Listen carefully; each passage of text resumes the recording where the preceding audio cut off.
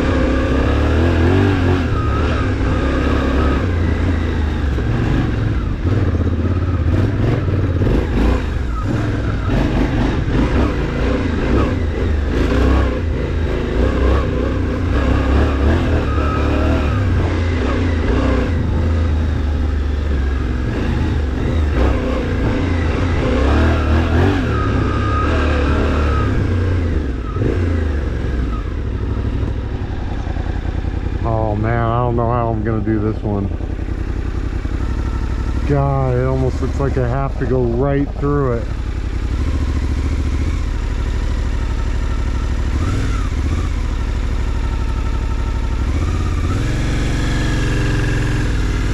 I'm gonna try the middle.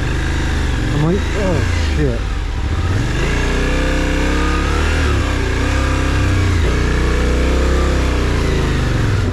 Damn. I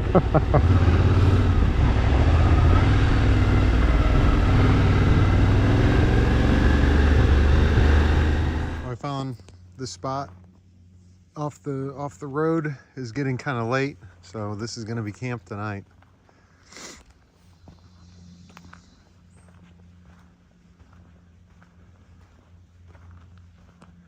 It's got a fire pit. I was kind of lucky. I was having trouble finding a spot, but yeah, this has been pretty awesome so far.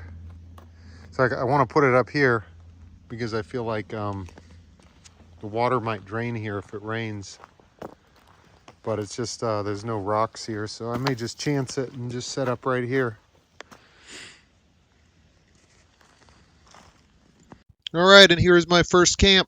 Testing out my gear for the first time, realizing I should have brought ibuprofen and having a massive headache that I woke up with in the morning.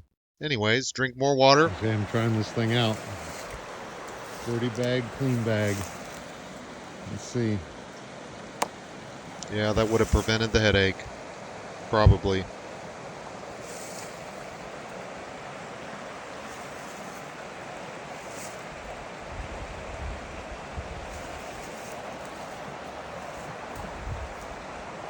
All right. It looks slow, but I'd say in about 10 minutes. Well, let's see how long this takes. 10 minutes. Oh, and there it is. Some nice fresh water. The next day was absolutely beautiful, and the sun was out, unlike the first day. But like I said, I was lucky, and I did not get rained out this whole trip.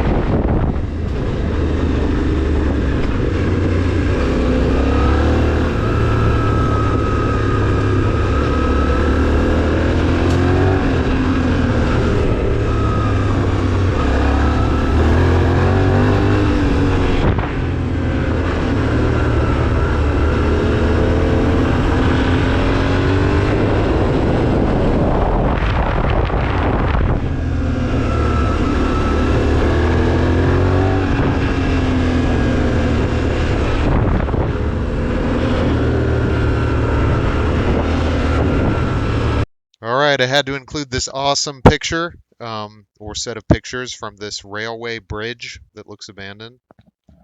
Super iconic and awesome looking. Cover photo for the video.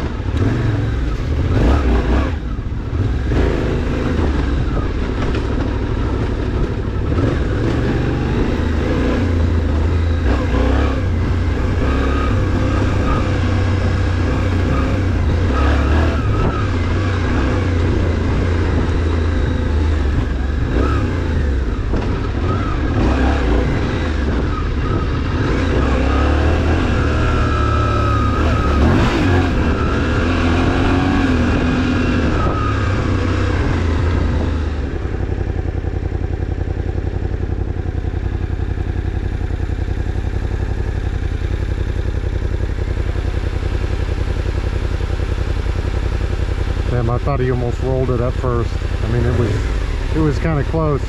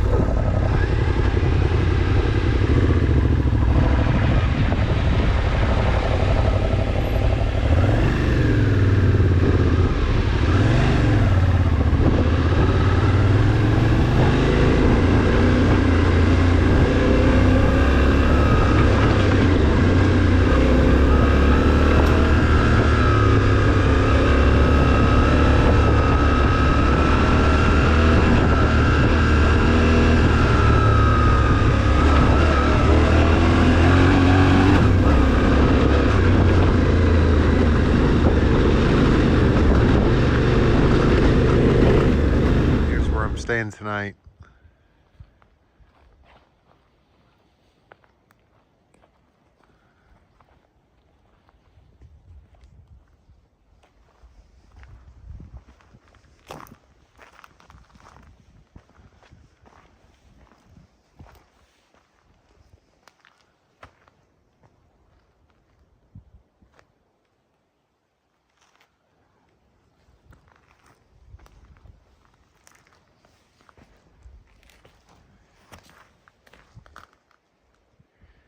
It's like all these little dead-end offshoots from the main trail. This one's so pretty. Gear test number 2. Okay, learned how to put up the tent stuff just a little bit better. I had water on hand and ibuprofen. Is actually super beautiful, even more beautiful the second night. And I'd have to say I learned that the MSR Dragonfly makes a huge fireball when you start it. But yeah, it was pretty fun.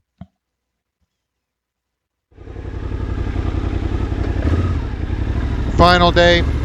This is the third and final day here after my second night of awesome camping. And it's pretty rocky out, a lot of good trails, and it's mainly a half day, but excellent final day. It was worth the riding.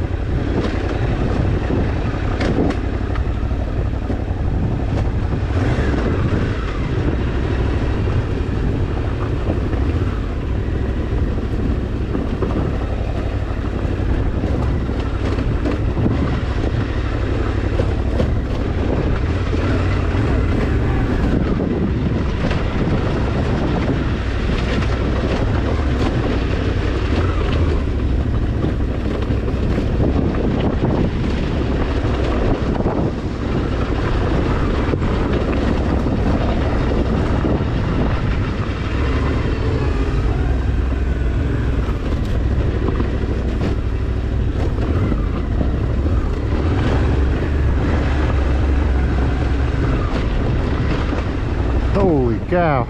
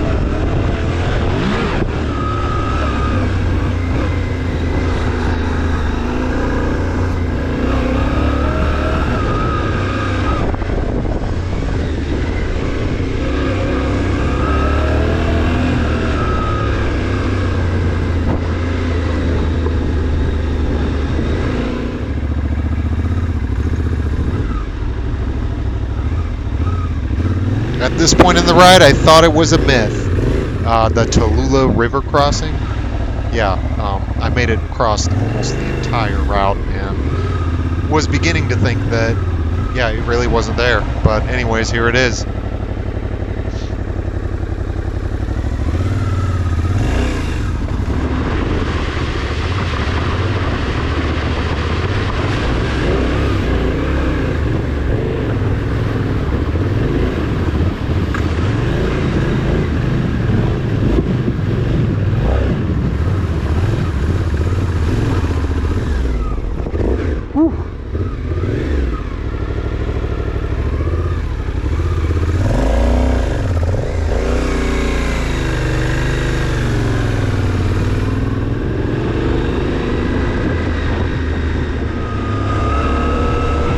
Final thoughts? Well, I'd say I need a better GPS system, either that or a better charging system for my phone, because the V-Strom's charger wasn't cutting it. I might get an SAE USB charger, maybe it'll be faster. And I'd like to get one of those Garmin Zumo XT2s or something to help navigate a little bit better. Also, ibuprofen, I definitely bring that. And man, the last section of this ride, you can see here is the gravel. That really kicks your butt, and most of the ride wasn't gravel, so thank God. But pretty amazing ride. Next up is the Smokey Mountain 1000 or the Smokey Mountain 500 or one of those trails. Anyways, I'd like to go out to Utah, but for now I'm going to stick around in the great state of Georgia. Alright, until next time, you guys. Thanks for watching.